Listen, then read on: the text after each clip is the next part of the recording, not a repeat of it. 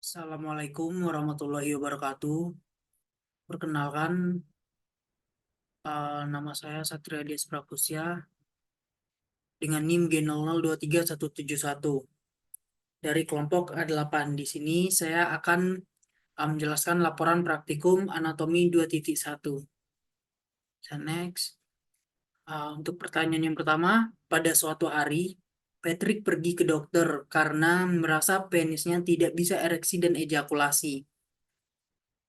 Jelaskan mekanisme dan ejakulasi. Yang B, jelaskan kelenjar-kelenjar yang bekerja pada saat ekresi dan ejakulasi beserta fungsi kelenjarnya.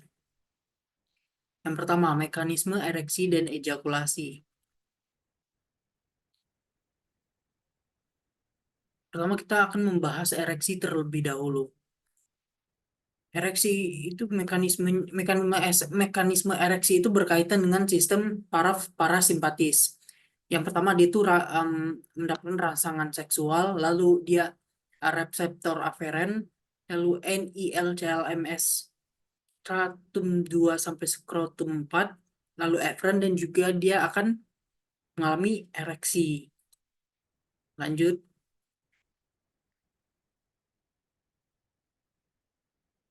Oke, selanjutnya adalah ejakulasi. Mekanisme ejakulasi itu dia berkaitan dengan paraf sistem saraf simpatis. Berbeda dengan ereksi tadi, kalau ereksi kan dia parasimpatis, kalau ejakulasi dia saraf simpatis.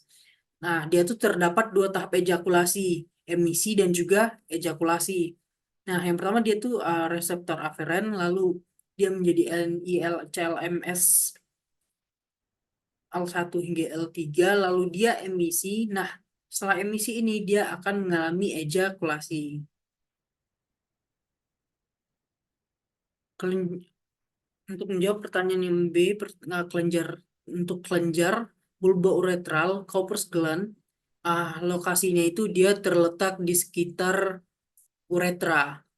Fungsinya itu dia tuh kelenjar itu untuk menghasilkan cairan pre-ejakulasi atau preseminal. Dia tuh bertujuan untuk membersihkan uretra dari residu urin dan memberikan lingkungan yang lebih baik bagi sperma. Cairan ini itu juga membantu melumasi uretra, dan juga dia tuh memudahkan perjalanan sperma, dan juga dia tuh untuk um, sebagai penyeimbang pH di uretra itu sendiri. Lalu lanjut ke kelenjar prostat. Lokasinya itu dia terletak di bawah kandung kemih. Dia tuh mengelilingi uretra, dan fungsinya itu dia tuh prostat sebagai menghasilkan sebagian besar cairan semen. Nah, cairan semen ini tuh mengandung enzim prostat, yang mana isinya itu ada zat-zat nutrisi dan juga elektrolit yang mendukung kelangsungan hidup serta pergerakan sperma ini sendiri. Cairan prostat ini tuh juga membantu dalam pembentukan gelembung semen. Selanjutnya ada kelenjar vesicula seminalis. Lokasi dari kelenjar vesicula seminalis ini tuh dia terletak di belakang kandung kemih, dan fungsinya itu dia sebagai menghasilkan sebagian besar cairan semen yang mengandung zat-zat gula, asam amino, dan juga enzim yang memberikan energi dan mendukung kelangsungan hidup sperma. Kalau berbeda dengan yang prostat, cairan dari vesicula seminalis juga bertanggung jawab atas sebagian besar volume semen. Kalau untuk kelenjar prostat tadi kan dia untuk sebagai penggerak sperma dan segala macam. Nah, kalau di kelenjar vesicula seminalis dia itu untuk kelangsungan hidup spermanya sendiri. Lalu lanjut ke kelenjar testis. Dia tuh lokasinya itu terletak di dalam skrotum, kita tahu lah ya. Dan fungsinya itu uh, testis itu adalah tempat produksinya sperma atau spermatogenesis dan juga hormon testosteron. Sperma tuh diproduksi dalam tubulus seminiferus di dalam testis, sedangkan hormon testosteron dia memainkan peran penting dalam perkembangan dan pemeliharaan karakteristik seksual sekunder pada pria. Mungkin bisa next ke soal selanjutnya. Nyonya Puff baru saja menikah dengan Tuan Crab.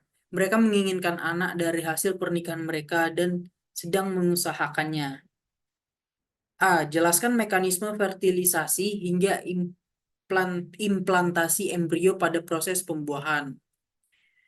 Baik, akan dijelaskan saja fertilisasi hingga implantasi embrio pada proses pembuahan. Yang pertama, sperma yang akan menembus korona radiata melalui enzim-enzim terikat membran yang terdapat dalam membran plasma kepala sperma dan berikatan dengan reseptor ZP3 di zona pelusida. Zona pelusida bisa kita lihat di sini. Lalu lanjut yang kedua, dia tuh pengikatan sperma dengan reseptor ini memicu reaksi akrosom, yaitu saat enzim-enzim hidrolitik pada akrosom dibebaskan ke pelus zona peluskia. Zona peluskia di tuh. Enzim akrosomal, jadi enzim akrosomal um, mencerna zona pelusida, mencerna zona pelusida, dan dia tuh membentuk jalur ke arah plasma ovum ketika sperma mencapai ovum. Nah, membran plasma kedua sel ini tuh bererusi. Lalu lanjut ke kepala sperma dengan DNA-nya memasuki sitoplasma ovum. Dia masuk lewat sini. Lalu sperma merangsang pelepasan berbagai enzim yang tersimpan dalam granula kortikal di ovum, yang nantinya mengakibatkan reseptor ZP3 yang yang di sini, reseptor ZP3, dan mengeraskan zona pelusida sehingga menghambat terjadinya polispermia. Jadi dia tuh mengeraskan, jadi dia akan si spermanya ini tuh sulit untuk masuk dan karena terhambat dan maka akan terjadi polispermia. Mungkin bisa next. Nah, selanjutnya ovulasi. Prosesnya itu dimulai dengan ovulasi, yaitu pelepasan sel telur atau ovum dari ovarium ke dalam saluran tuba falopi. Ovulasi biasanya terjadi sekitar pertengahan siklus menstruasi.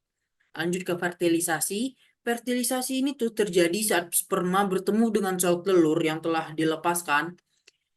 Tapi ini umumnya tuh terjadi di saluran tuba falopi.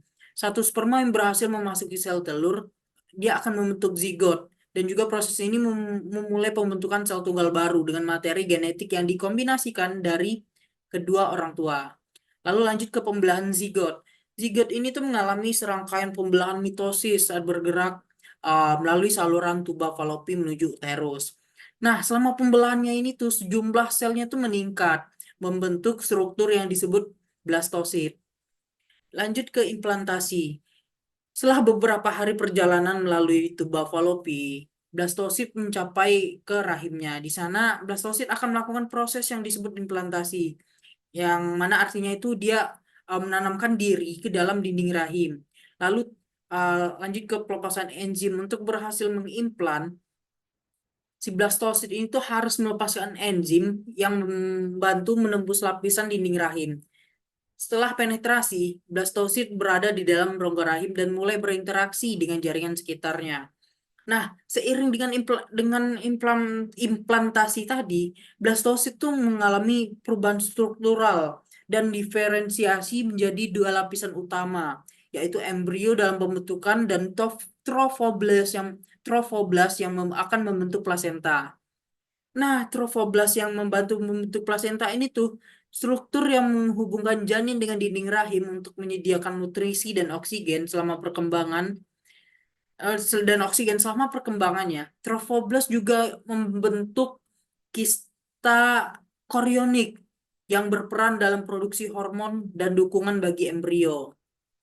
Oke, selanjutnya SpongeBob berobat ke dokter karena mengalami buang air kecil. Dia mengeluh pipisnya yang keluar sangat sedikit sejak 5 hari yang lalu.